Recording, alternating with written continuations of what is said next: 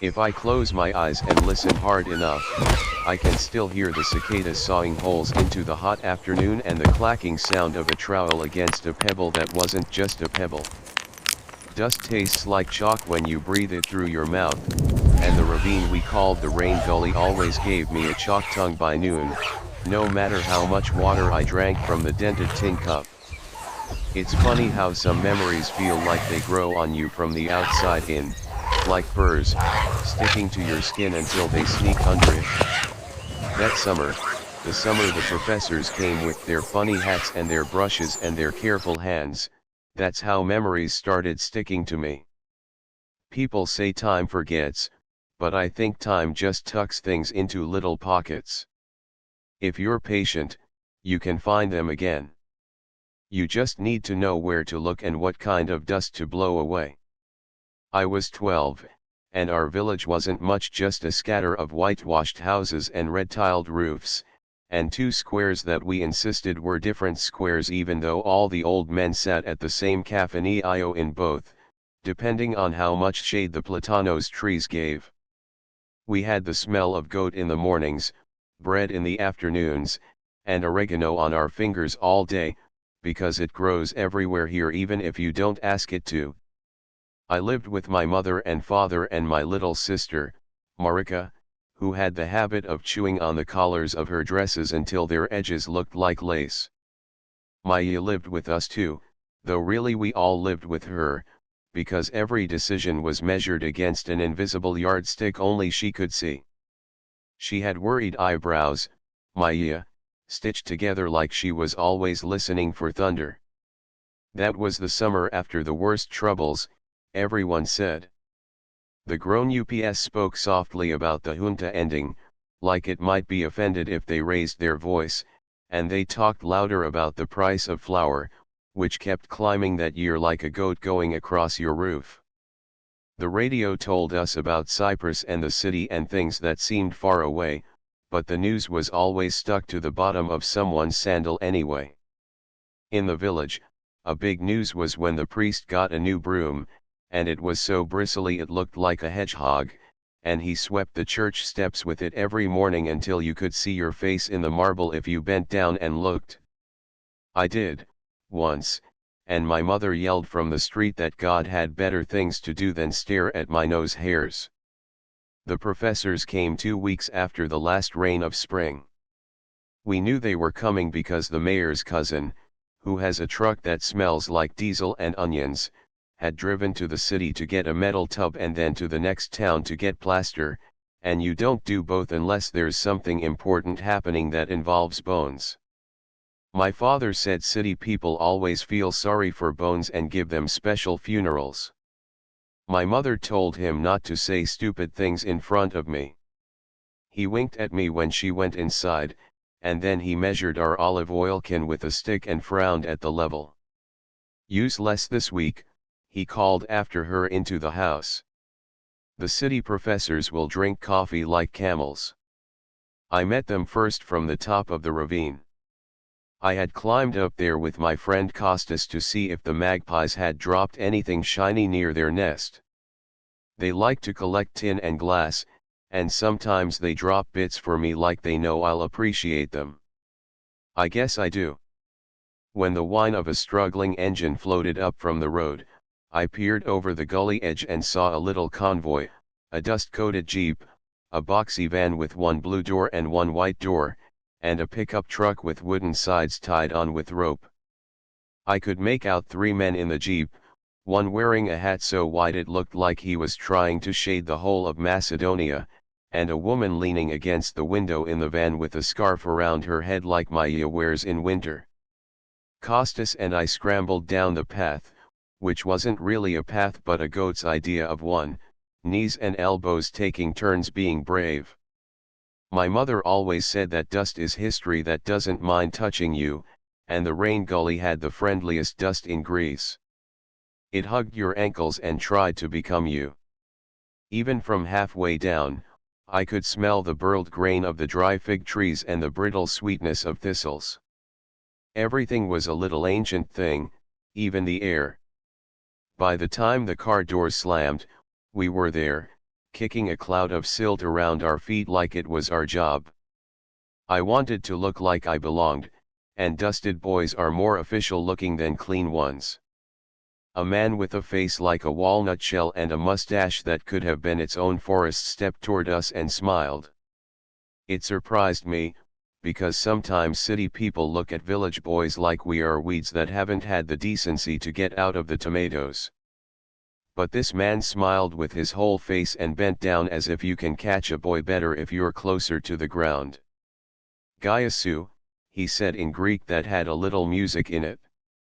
Hello. Good morning. Gaiasu, I said back, trying to stand up straight and not look like I had been climbing like a monkey. A second man reached for the back of the pickup and hauled down a canvas bag that looked very heavy. He was younger, maybe 30, and had hair like the wheat before harvest, too tall to stand without swaying.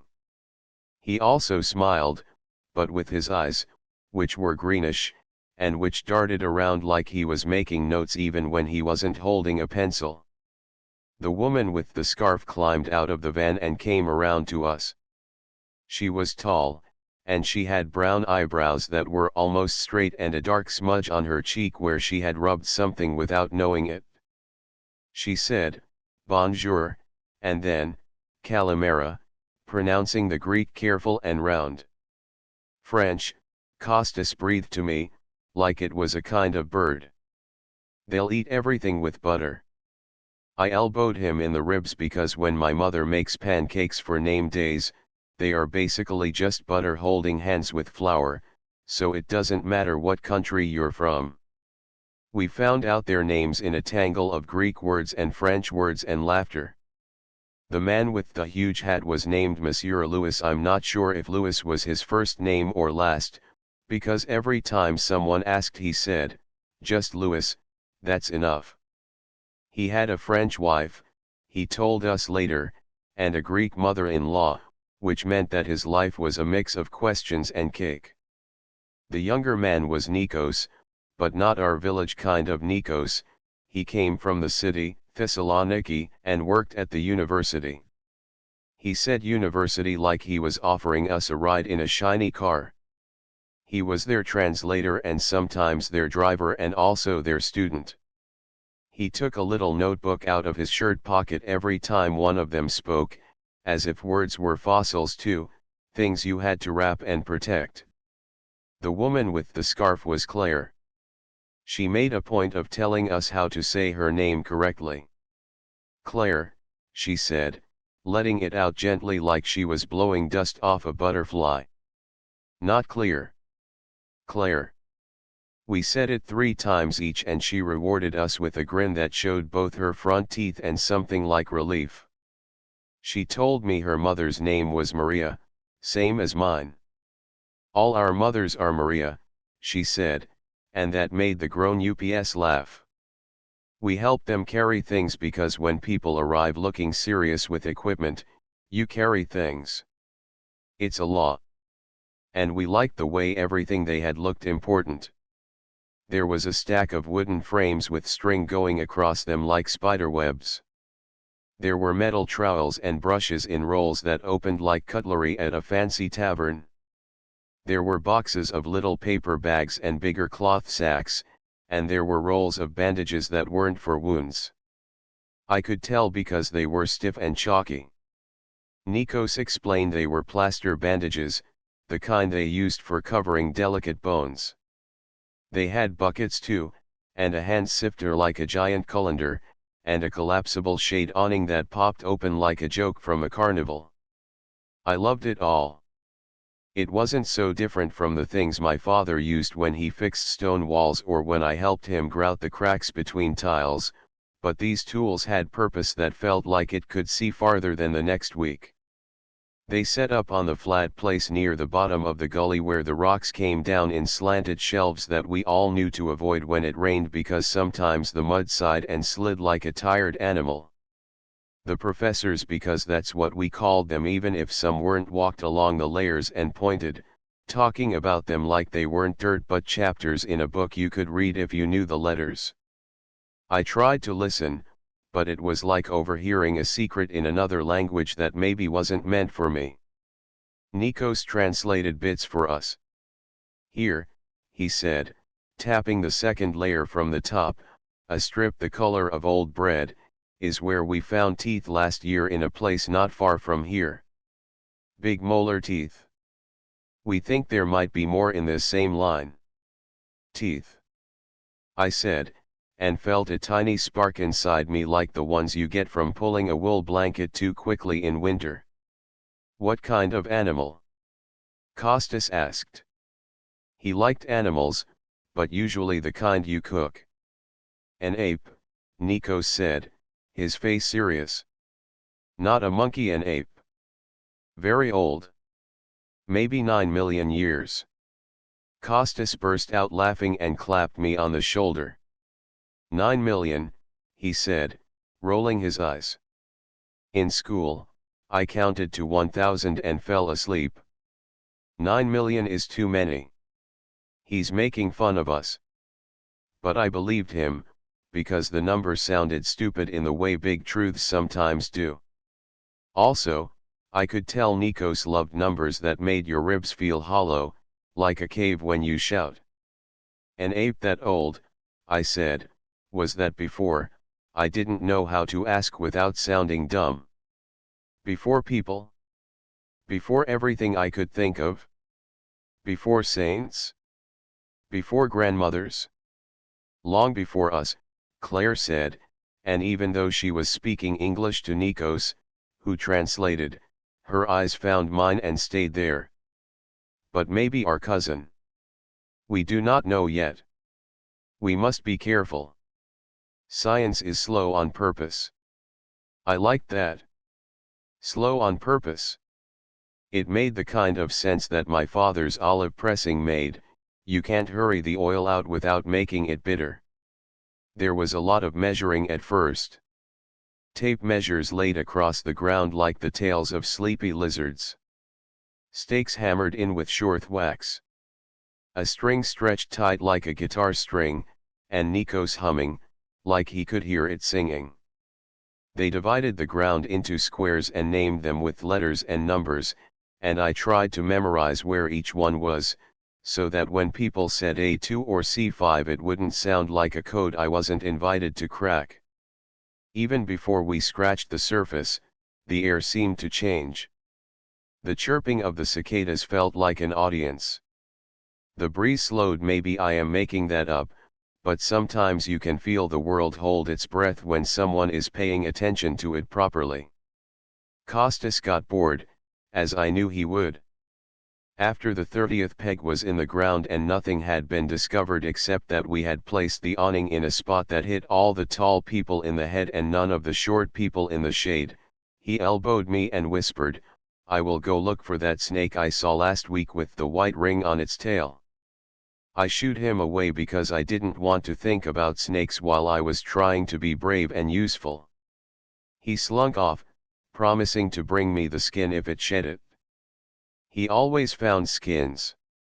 He never found the snakes themselves, and part of me wondered if he waited for them to leave on purpose. So I stayed. I collected the caps of the workers' water bottles and tossed them into a basket.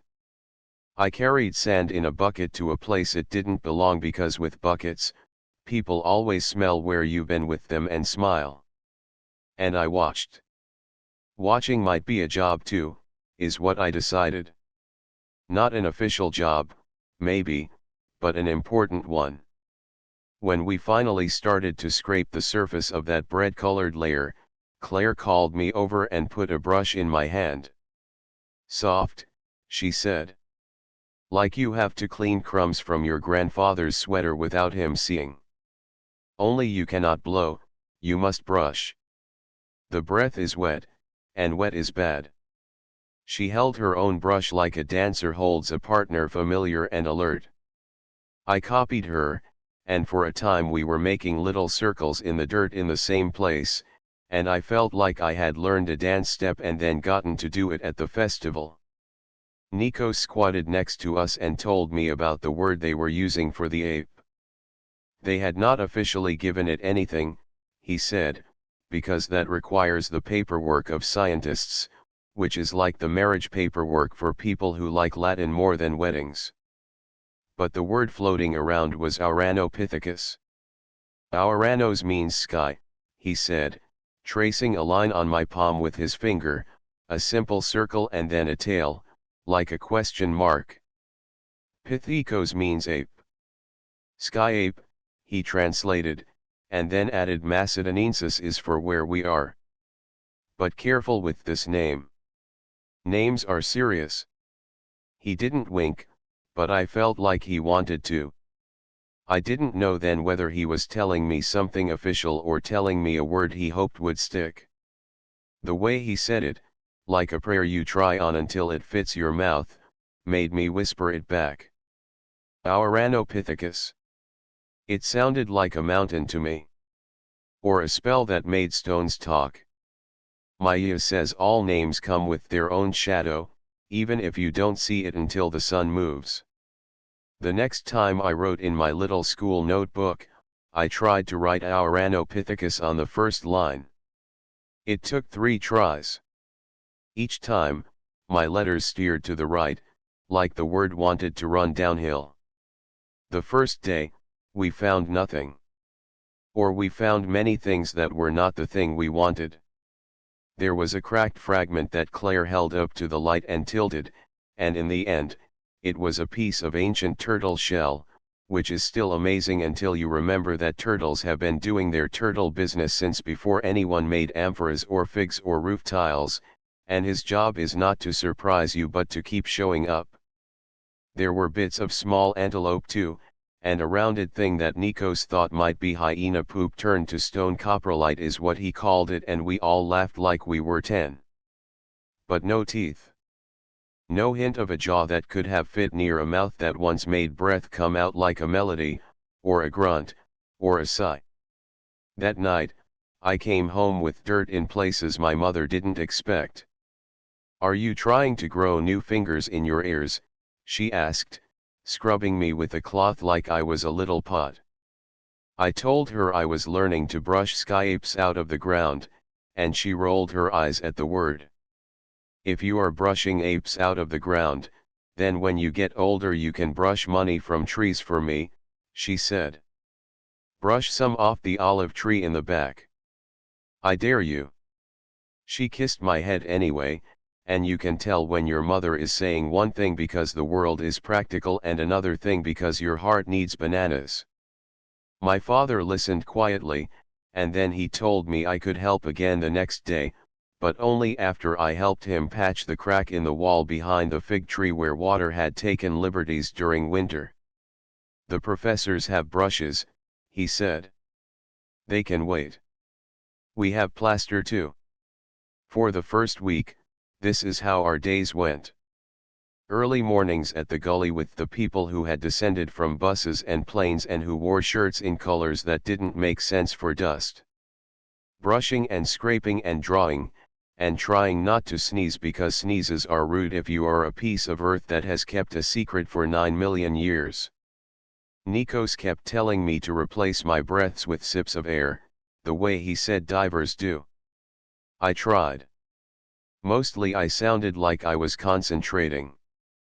At noon, the professors would drink coffee from cups that looked too small for a normal person, and Claire would spread jam on hard bread and break off a piece for me, and I would pretend not to want it and then take it like the most casual boy in the world, and then chew until the sugar filled my head like an orchestra. The afternoons were for my father's chores. We patched and swept and propped. We replaced the latch on the back gate and we set new stones where the old ones had sunk. Sometimes I fell asleep in the chair on the porch before the sun was even all the way down, and the night air would sneak up my sleeves and cool my wrists, and I would hear, far away, the night orchestra of crickets. And sometimes the phone would ring at the Cafaneo in the square, the only phone that mattered, and someone would come get our neighbor to tell him his sister's baby had been born, or get the mayor to say that the city wanted a form signed, which makes everyone sigh. On the 7th day, A sheep watched us from the top of the ravine and did not blink for 20 minutes. I took that as a sign. I don't know of what exactly. Maybe that patience gives you great eyes. Or that being looked at is a gift if you let it be. That was the day Claire let me carry the cardboard box that held the best brushes. It was also the day that my father came down during his break and pretended that he had business near where the awning was. "Everything is fine with the fig," he said, standing there with his hands clasped behind him like he was trying not to spend his fingers. "Everything is under control. But I thought I would check the gully for snakes," he added, and his eyes slid to me to see if I understood that what he meant was, "I came to see you." "Ah," said Monsieur Louis, whose Greek had gotten better in a week in our dust than my English had gotten in a year of school. "You are the father." He stuck out his hand, and my father, who rarely shakes hands with new people like they might try to steal his palm lines, responded. "Your son is patient," Louis said. "This is a good quality. I have met many impatient smart people. They do not find old things. We are not so smart here," my father said. The way he said it held both pride and warning. I waited for the part where he told them that I could not help so much anymore, but it didn't come, because I think he saw the way I stood next to the string grid, the way my shoulders squared up like I had a job that was watching the world talk. You know that thing that happens when you have been staring at something for so long that it doesn't even look like the thing anymore? Like the pattern on the tiled floor in church that becomes not a pattern but 1,000 little ants marching in a circle, and then later, if you blink at it differently, it becomes cracks in a pond, and then later it becomes a sun? That is how the ground in A2 felt on the day I saw the brown. At first it was nothing. Just the same song of dust. The same promise of a pebble and a little disappointment when it turned out to be too soft or too hard. Claire swished her brush in small circles, and I matched her, the spiral of our attention making a ring of good luck that I hoped would produce a miracle. And then, under my brush, the soil changed from a kind of dry bread to a kind of club-like mixture, and then a small brown curve. Not bone. It wasn't the pale white of the goats we sometimes found in the field after wolves took what they wanted. It was the brown of something that had lain there so long that its only job was to be a darker whisper. I didn't shout. The first thing I did was freeze, which is not a verb I like for a boy who is always bouncing. I held my breath, and then I whispered, "Come." I did not want to say what it was, because saying makes things real in ways that sometimes scare them away. Claire leaned over and made a sound in her throat that I will never forget. It was the sound my mother makes when she sees my face after I have been sick for a week. Relief and worry holding hands. She moved her brush like a violin bow, and you could almost hear the music. Nikos came and squinted and then stood up and stood again and squatted and stood again like he was trying out different heights until his head went to the right place. He looked at me, and his eyes went wide the way mice do. "Hold the brush just like that," he said. Just like that, and his voice was quiet, like words were too heavy and too light at once. They did not touch the spot with their fingers, even though you could tell that's what every part of them wanted. Instead, they took pictures with the camera that went ka-chick like an old problem being solved, and they wrote in the little books. They scraped away a hair of dust and then took another picture. If you were impatient, it would have been like watching a very nervous turtle crossing a road. If you were me, it was like watching a story put on its shoes. What we saw, once the little bit was out, was a tooth. It was the biggest tooth I had ever seen in anything I knew, except maybe a horse, but it wasn't a horse tooth.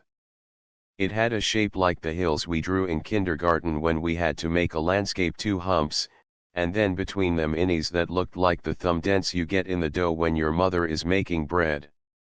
It sat in a piece of jaw, just a curl of bone like a crescent moon with a flat bottom. I could see where it had lived among friends, the sockets on either side where other teeth had been. The look on the face of a tooth that is supposed to chew and has not in 9 million years is something like feeling homesick when you are home. It made my chest feel funny. Claire had tears in her eyes, but she didn't sniff. She lifted her hat with her wrist and wiped her forehead with the back of her hand, and her hand was shaking just enough that I noticed. "It's okay," she told me, and I realized that she thought I might be scared, because sometimes when you find a part of an old mouth in the ground, your stomach does a little loop. But I wasn't scared. I felt like I was the ground for a second. Like the world had leaned into me and let me borrow its oldness for a breath. We wrapped the tooth and the bit of jaw it was attached to like a baby with bad bones.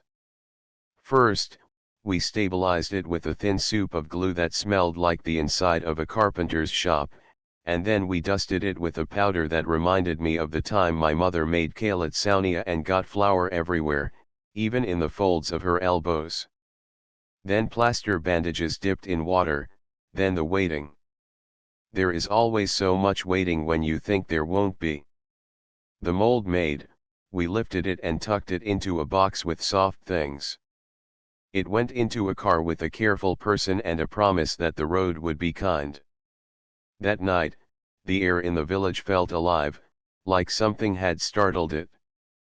The mayor shook hands with people he didn't like. The priest told us that bones were God's way of making sure we remembered our place in line. Maya pretended not to care, but she put on her good blouse. My mother made coffee that looked like velvet. She said to my father, he found a tooth, and my father said, a big tooth, and I said, big, and he pretended not to be excited because when things involve your son, sometimes you must guard your heart like it is a challenge in a backgammon game that you don't want to shout about. They took the jaw with the tooth to the university the next day. Nico said they would take casts of it and compare it to other things they had in drawers and on shelves. He said maybe he could get me a picture of it when it was clean, and my stomach flipped. I wanted it like I had not wanted anything except once, in the winter when the baker in the next town had made chocolate rolls by accident. The ravine felt different after that. Every square seemed to hold its own breath. Even Costas showed up in the mornings and pretended that he was only there to kick dirt around. He found a bit of turtle shell and held it like he had caught a bird, and then he ran his fingers over the ridges, smiling like a cat. 9-million-year-old turtle, he whispered, and his voice had reverence in it like a person on the first step of a church. Some days in the gully, I would look up at the ridge where it met the sky and imagine the old apes up there, moving in the trees that weren't there anymore, mocking us with their silence. I did not think of them as animals the way I thought of goats and oxen. They were something else, neighbors from far away. They were shadows and bits of music. Once, I dreamed that one of them sat on our roof and combed my sister's hair with a bone. She didn't mind. She hummed. The ape said something in a language that sounded like old leather and smoke, and I nodded like I understood. In the morning, my mother told me not to tell the priest that dream, because he would either ask me what I had for dinner or he would call Maya and whisper to her like he should have been whispering to a burned spoon. The days got hotter and the cicadas sang so loudly that sometimes I felt like they were inside my shirt. I got good at not coughing even when the dust made me feel like I had drunk the river. We found more bits. A little piece of a skull from another creature, smaller, with teeth so sharp I asked if it was a cat, and Nico said it was a kind of hyena maybe. They laughed at me because I dropped it back onto the cloth like it had burned me, as if hyenas could hold a grudge across millions of years. We found part of an antelope horn and a long bone I wanted to be a leg, but that Claire said was a rib. It still felt heroic. The landowner came one morning and wanted to be paid more. He had a shirt that made his belly look like a loaf under a cloth and a watch that he kept checking like time might try to leave if he looked away. He said the ravine belonged to him, and when we took things out of it, we were taking the bones of his grandmother. My father talked to him quietly under the awning while the light made a square on the ground that crept toward my shoe. The landowner gestured, and I could tell by the shape of my father's shoulders that he was being patient on purpose. In the end, the landowner left, but not before telling us to be careful where we put the sifter and the buckets. The goats like to eat things that are soft, he warned. Be careful, he said again, softer, and the way he said it made me think he had wanted to talk about something else but didn't have the right words for that. That evening, we had lacomades in the square. The lady who fried them poured honey over and sprinkled cinnamon, and the whole place smelled like a story. The men's faces lit from the inside when they took a bite. Two neighbors who had not spoken since New Year's pretended to bump cups and then mumbled something that sounded like a truce. A group of teenage boys in shirts too tight because they wanted them to be, tried to impress girls by throwing a ball that kept rolling under tables. The girls let them try, which is a gift and a punishment. The cicadas finally slept. My mother took one lacuma and gave the rest of her plate to me and my sister. She said to my father, "Maybe the boy will go to university." He grunted and didn't look at me. It is hard to look at love when you think it might ask you to change. We found 3 more teeth that week, the last one on a day the wind tried to tie knots in our hair. Each one felt like it had a personality. One was a big molar, another was smaller to the side, and the third had a little chip in it that made me wonder if the ape had chewed something hard, or had tripped and banged his face on a branch, or fought with another ape for the best fruit with a taste that reminded him of rain. I asked Nikos if he thought they ate meat. He said maybe sometimes, but mostly probably plants. I said, plants like us. He laughed and said, like our mothers pretend we eat. He taught me the word enamel and the word cusp, and once in a while, when the word felt too shiny in my mouth, I would sneak it out like a coin and spend a sentence with it. He didn't stop me. He didn't mock me. That matters when your ears hold things new to your family.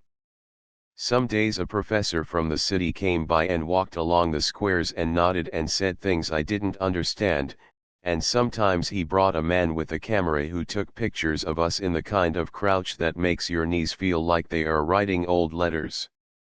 Once they took a picture while I was brushing alongside Claire and the flash looked like a mistake from the sun.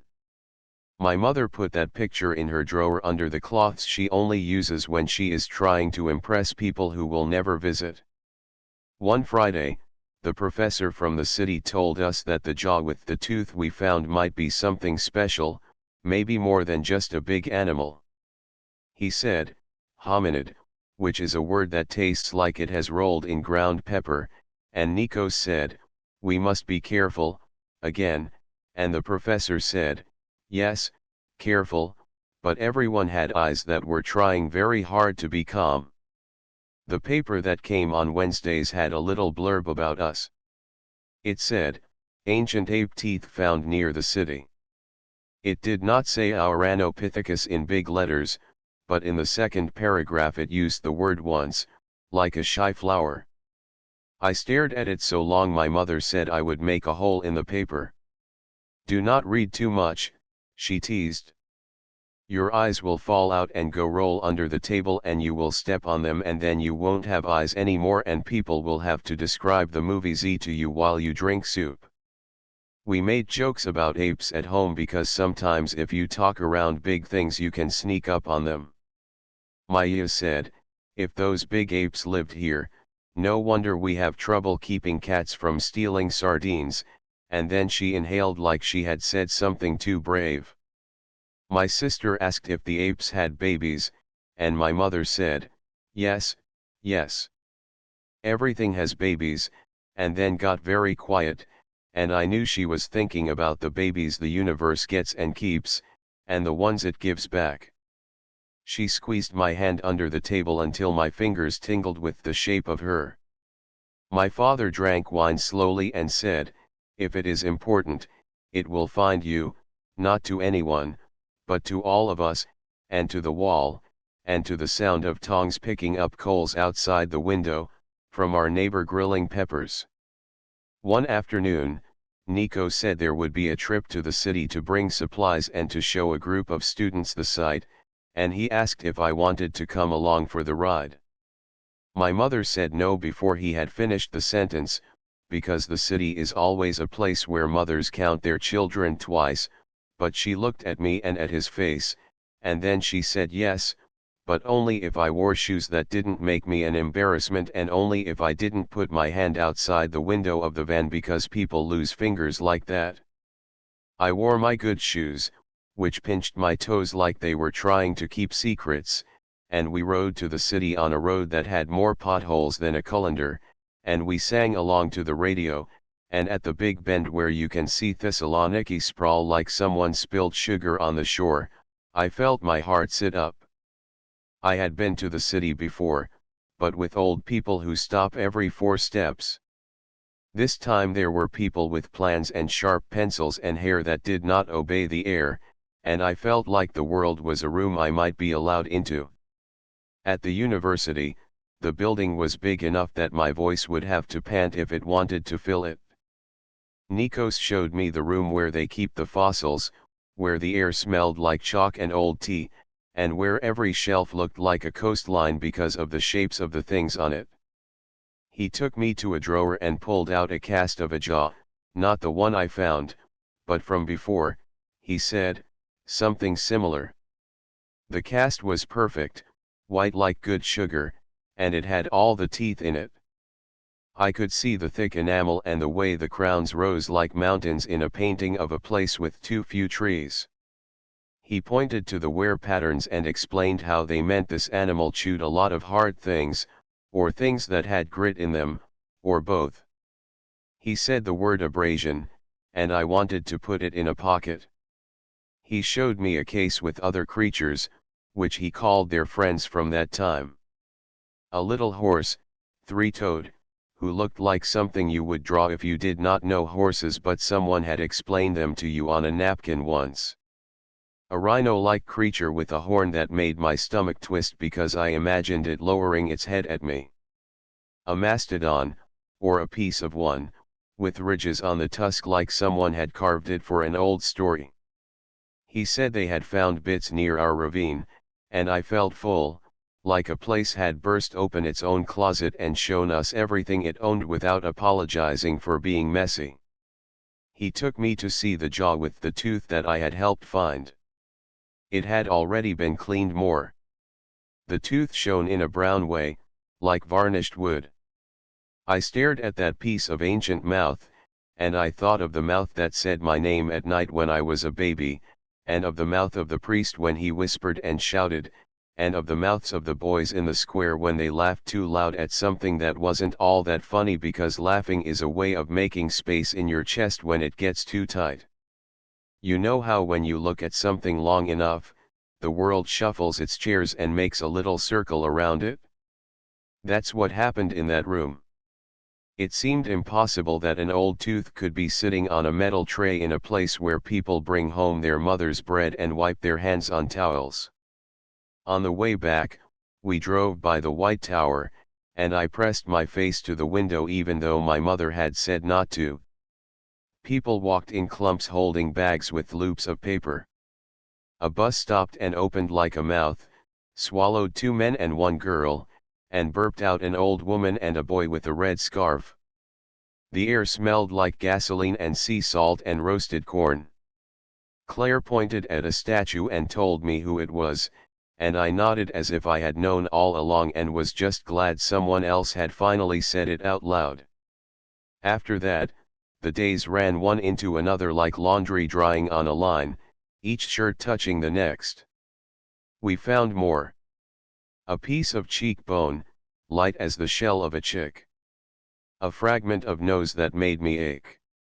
When you see a nose, you cannot help but think of faces, and when you think of faces, you think of breath, and when you think of breath, you think of all the afternoons across 9 million years where air went in and out of something like lungs and someone or something thought maybe, or at least looked at the sky and recognized it as home. We had neighbors who argued that made it human. My father said no, careful, careful, just neighbor, just cousin. He would get up and stand near the door when he said it, so the door would know he was telling the truth. It wasn't all heavy ideas. Some days were just days. The wind would pick up and turn the dust into little tornadoes that chased my sister down the road and made her laugh. The cat got into the pantry and broke the jar of olives and licked brine until he forgot his name. The roof of the house down the street lost some tiles and gained, for a while, a swarm of swallows who apparently tired of our old roof tiles and wanted a change of address. Costas fell out of a fig tree and bruised his behind, which he showed me with a very serious look until he realized I was going to laugh, and then he laughed too until he toppled over on his other side, which made him worried for symmetry's sake. My mother braided my sister's hair on Sunday mornings and sang to her in a low voice that made me think of the rasp of a brush against dirt. My father came home with his shirt stuck to him and a new nick on his thumb, and he held it in his mouth when he thought of something, like it could help him, and maybe it did. He said little things like, "Tomorrow, we should fix the step before someone falls," and, "My friend says the goat he bought is really a sheep," and the calm in his voice made an anchor in my chest. Storms came. Summer storms here are dramatic, like a neighbor who has waited a month to tell you everything that is wrong with how you park your bicycle. The sky turned the color of copper, and then the clouds grabbed each other's shirts, and then everyone pretended like they hadn't been waiting for the rain like a cooked pepper waits for garlic. When rain hit the ravine, the first drops made the dust jump and then stick and then give in. We covered our squares with plastic sheets that made the gully look like it had gone to the market, and the plastic slapped and popped and made the air smell like summer rain on old stone. We ran to the cars, and then we remembered the plaster and ran back and then ran again, and we laughed like children running between waves at the sea. The rain washed our prints from the path and made new lines on the slope that we had to learn, like the new lines on a palm. The next morning we cleared the water, which had decided to sit at the lowest point as if it had hired a chair there and refused to leave.